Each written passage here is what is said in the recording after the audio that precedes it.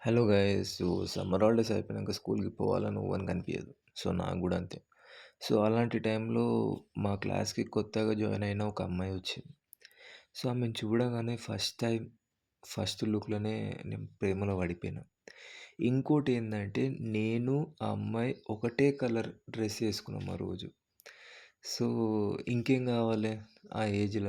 అరే! ఆ అమ్మాయి నా కోసం వచ్చిందేమో స్కూల్‌కి అన్న రేంజ్‌లో ఫీల్ అయిపోతుండే. సో, మ్యాథ్స్ క్లాస్ ఉండని, ఇంగ్లీష్ క్లాస్ ఉండని, ఏ క్లాస్ ఉండని నాకు సరిగ్గా అర్థం కాకపోతుండే.